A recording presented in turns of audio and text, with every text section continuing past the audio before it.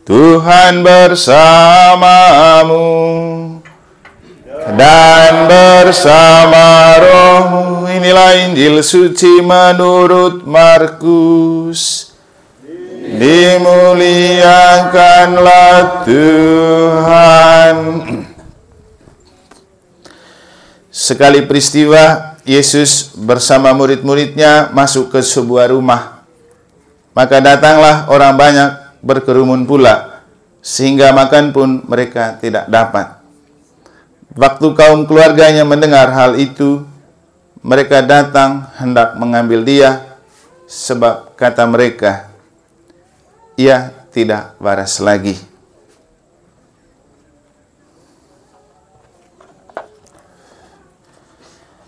Demikianlah sabda Tuhan. Terpujilah Kristus.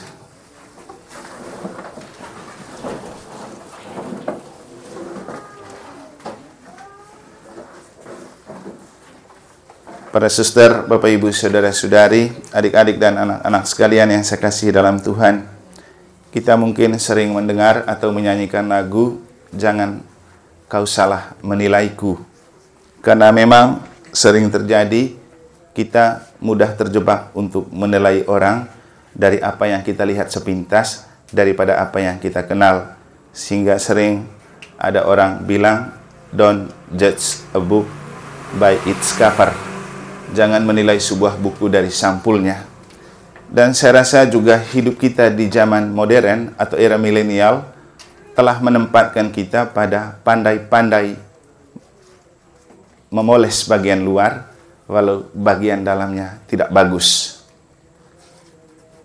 Demikian juga kalau kita beli HP, kita beli casing bagus-bagus, walaupun HP-nya mungkin tidak bagus. Apa yang terjadi dengan Yesus adalah sebuah contoh penilaian yang salah. Ketika Yesus laris manis karena menyembuhkan banyak orang dan mewartakan Injil, bahkan keluarganya sendiri tidak suka, sehingga mereka buru-buru mau mengambil dia karena mereka menganggap dia sudah tidak waras lagi. Hidup dengan anggapan tidaklah bijak, tetapi hidup dengan kenyataan dan pengenalan, itulah yang perlu. Memang kita perlu merasa heran karena keluarga Yesus yang malah menganggap Yesus tidak waras. Mungkin kalau coba kita bayangkan di dalam hidup kita, kadang-kadang keluarga kita sendiri atau orang-orang dekat kita yang juga sering menganggap kita tidak waras, walau mungkin di tempat lain kita sangat laris dan laku. Mungkin karena kita tidak mengenal lebih baik pribadi orang. Tadi waktu saya ikut ibadat untuk syukuran 22 tahun Ibu Kejari bersama suaminya, Pendeta Swambe memberikan atau membawakan firman. Dia menyampaikan salah satunya tentang perasaan hati. Dalamnya laut bisa diukur, tapi dalamnya hati siapa yang tahu. Ini benar karena memang dalam kenyataan bahkan suami istri pun belum tahu kedalaman hati pasangannya. Apalagi kalau kita dalam hidup bersuami istri jarang berkomunikasi. Itu makin membuat kita susah untuk menemukan seperti apa pasangan kita. Tadi juga saya sempat ngobrol dengan ada salah satu umat ketika mendengar cerita tentang ada satu anak SMA yang ditemukan di pinggir laut di Gilimanuk.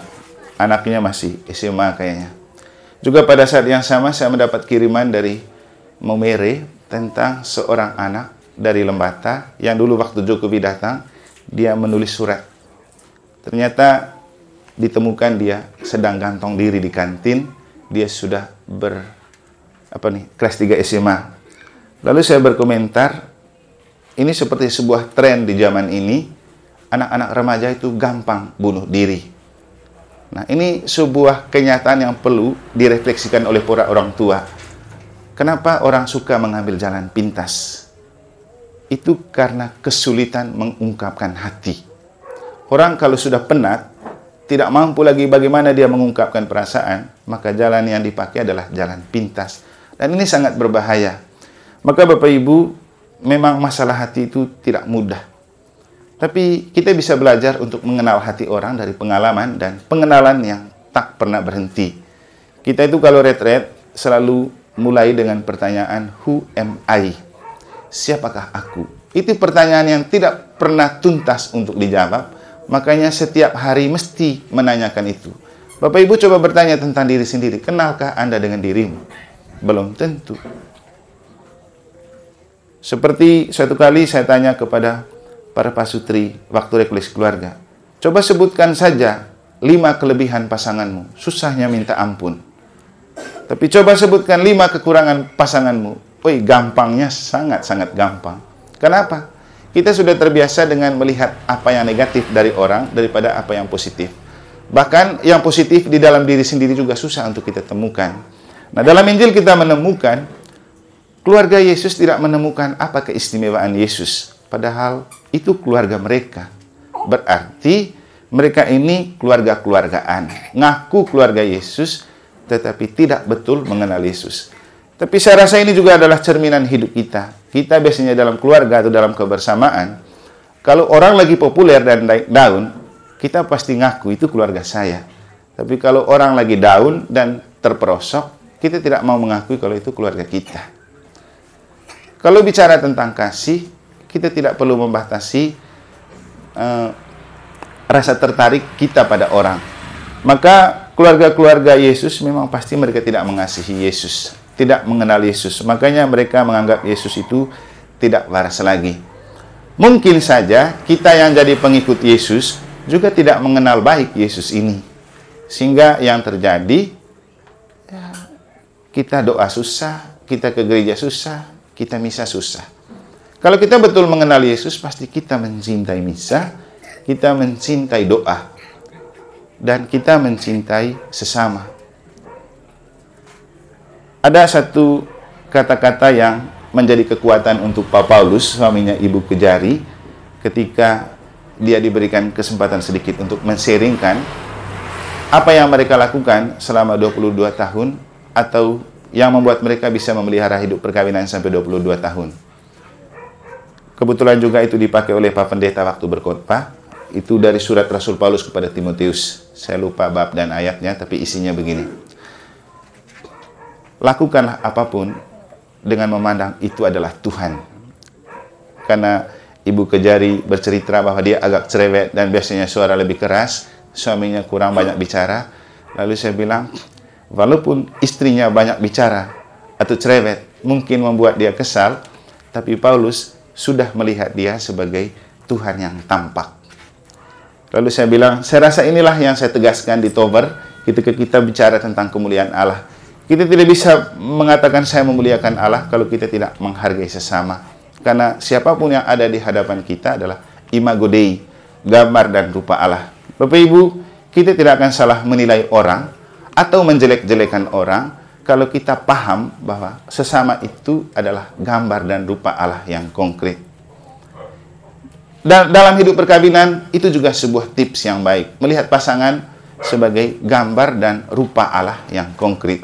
Karena memang kalau kita kembali ke kitab Kejadian,